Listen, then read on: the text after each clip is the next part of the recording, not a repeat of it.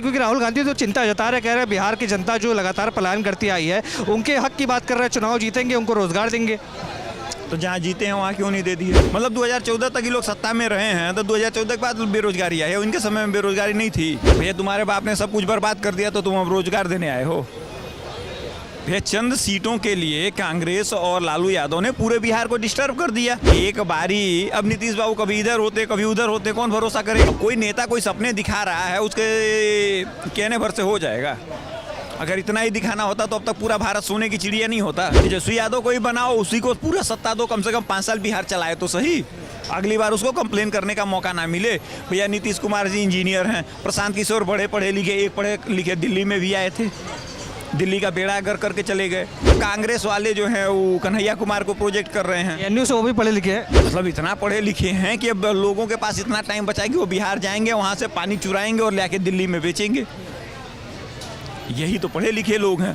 तो ऐसे पढ़े लिखों को सरकार में कौन बैठाएगा? नमस्कार, मैं शिवम चौबे और आप देख रहे हैं सौगंध टीवी। बिहार विधानसभा चुनावों को लेकर चर्चा है, जहां एक तरफ एनडीए है वहीं दूसरी तरफ इंडिया अलायंस है। इंडिया अलायंस में बड़े नेता राहुल गांधी और तेजस्वी यादव, साथ में कन्हैया कुमार है, पलायन रोको यात्रा कर रहे हैं। कहीं ना कहीं बिहार में जिस तरीके से लंबे समय से पलायन होता आया है, लोग रोजगार की तलाश में दूसरे राज्यों में दूसरे देशों में जाते आए हैं, उसको रोकने की एक पहल शुरू करने के वाफिक एक पलायन रोको यात्रा की जा रही है। बिहार की जनता कितना यकीन करती है, क्या वाकई में पलायन रोको यात्रा एक ज़रूरत है, एक सोची समझी पहल है, या फिर केवल एक राजनीतिक स्टंट है जो कांग्रेस पार्टी और तमाम इंडिया अलायंस के घटक दल द्वारा किया जा रहा है? एक राजनीतिक स्टंट है।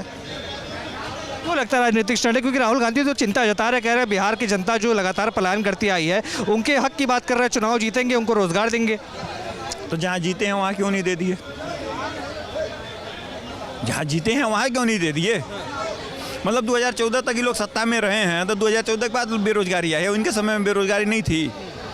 एक तरफा 55 साल काम करने का मौका मिला आपको, आप 55 साल में नहीं कुछ कर पाए तो आप क्या बोल रहे हैं कि आपने कोई आइडियोलॉजी चेंज कर ली या नई स्कीम बदल के ले आए हों? वो तो कह रहे हैं कि तेजस्वी यादव तो कह रहे हैं जब हमारी सरकार नहीं थी, जब मैं उप मुख्यमंत्री था तो मैंने रोजगार देने का काम किया, उसके बाद नीतीश बाबू पलट गए, फिर से ठप हो गया सारा काम। भैया तुम्हारे बाप ने सब कुछ बर्बाद कर दिया तो तुम अब रोजगार देने आए हो? भैया चंद सीटों के लिए कांग्रेस और लालू यादव ने पूरे बिहार को डिस्टर्ब कर दिया।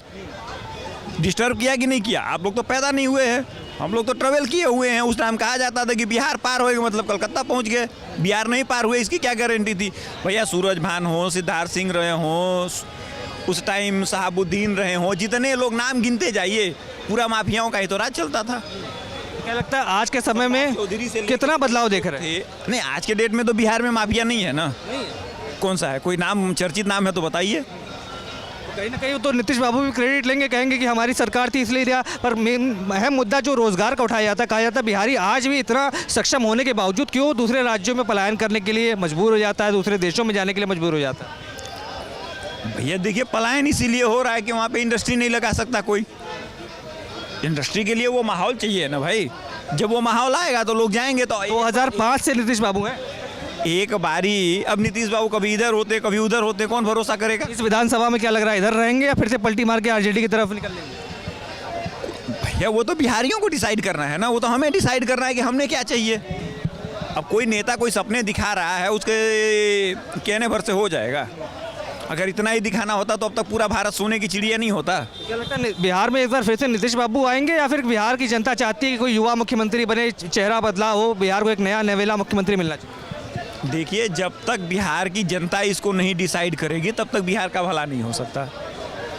किसी को बहुमत दीजिए, लालू यादव को देना है लालू यादव को दीजिए, आपको लगता है भाजपा को देना भाजपा को दीजिए, आपको नीतीश कुमार को लगता है नीतीश कुमार को दीजिए। पर बहुमत कैसे मिलेगा जब तक जातिवाद बिहार के अंदर कहीं ना कहीं आज भी 2025 के अंदर में बात करते हैं बिहार चुनाव की, तो जाति एक अहम फैक्टर कहीं ना कहीं सामने आता है। यादव समुदाय की बात करें, मुस्लिम समुदाय की बात करें, MY कॉम्बिनेशन लगाया जाता है एक पार्टी की तरफ से। कहीं ना कहीं हर पार्टी को कोई ना कोई समुदाय पकड़ना है। भैया जब समुदाय पकड़ के वोट करोगे तो रोजगार क्यों मांग रहे हो?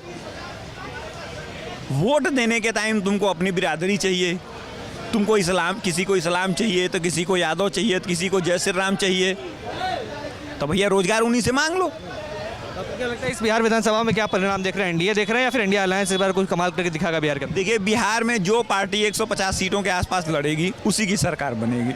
अब उसमें देखना पड़ेगा कि कौन सीट वहाँ तक, कौन पार्टी वहाँ तक पहुँच रही है। अच्छा, जन स्वराज के बारे में क्या कहना है, किसका खेल बिगाड़ने वाली है इस बार? वो तो कांग्रेस के साथ मर्ज हो जाएगी कुछ। कांग्रेस के साथ हो जाएगी, प्रशांत किशोर। हाँ, बड़े आराम से वो कांग्रेस के साथ ज्वाइन कर लेंगे। देखिए, जो बहरूपिया होता है ना, वो वहीं जाता है जहाँ से पैदा होता है। ठीक है, क्या बता रहे हैं आप प्रशांत किशोर? तो भैया बहरूपिया वही हो सकता है जो हाईली एजुकेटेड होता है। राहुल गांधी भी कम पढ़े लिखे थोड़ी है, राहुल गांधी कहाँ से पढ़े लिखे हैं भाई? वो तो विदेश से पढ़ा। अरे भैया, स्पोर्ट कोटा से एडमिशन हुआ, कहीं की डिग्री उग्री। नीतीश बाबू भी इंजीनियर रहे हैं।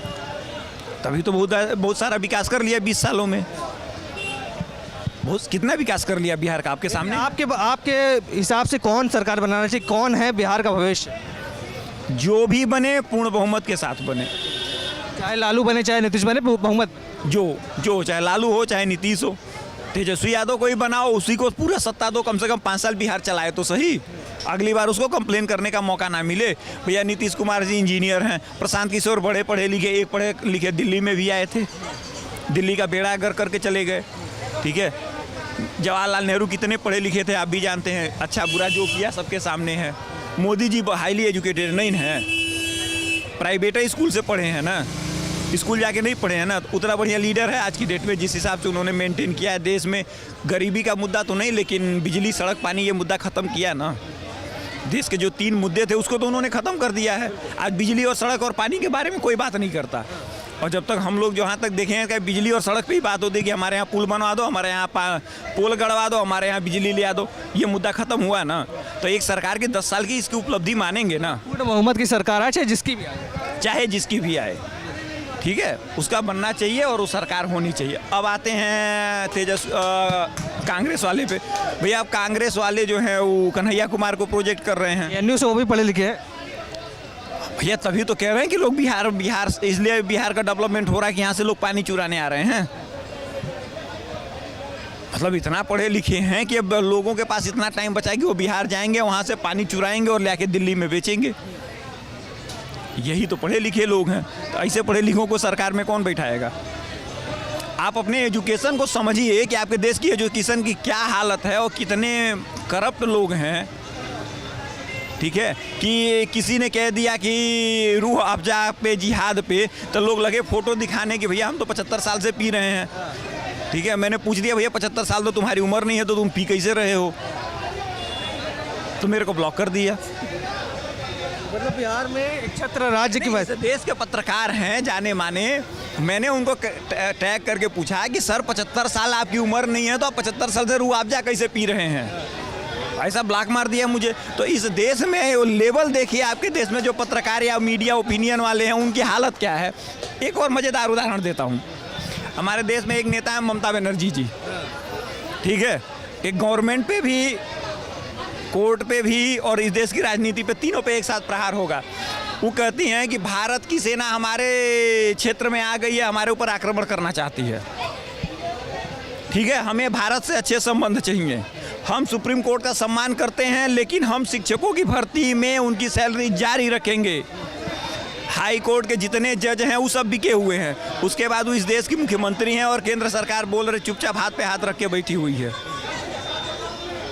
इससे भी बुरा संविधान का अपमान हो सकता है। खैर, संविधान तो ऐसे ही गच्च है, उसको तो मानता ही नहीं कि इस देश में होना चाहिए, वो तो होना ही नहीं चाहिए। लेकिन जो बचा खुचा स्वरूप है, एक देश, एक स्टेट की मुख्यमंत्री इतना वक्तव्य देने के बाद एज ए मुख्यमंत्री बची हुई है और केंद्र सरकार हो चाहे कोई सरकार हो चुपचाप खड़ी है, तो आप क्या सोच रहे हैं, इससे आपका देश का भला हो जाएगा? जिस तरीके से देख रहे हैं आपने जनता की राय, बिहार विधानसभा चुनावों को लेकर बताया गया कि जिसकी भी सरकार बने, कोई भी मुख्यमंत्री बने, पर पूर्ण बहुमत होना चाहिए, तभी बिहार का विकास होगा। और अगर विकास नहीं होता तो कम से कम 5 साल बाद जवाबदेही देने के लिए एक शख्स रहेगा, एक मुख्यमंत्री रहेगा जो जवाब देगा कि 5 सालों में विकास हुआ क्यों नहीं। आपके क्या विचार है, कमेंट्स में लिख डालिए और तमाम ऐसी खबरों के लिए बने रहें, देखते रहे सौगंध टीवी। धन्यवाद।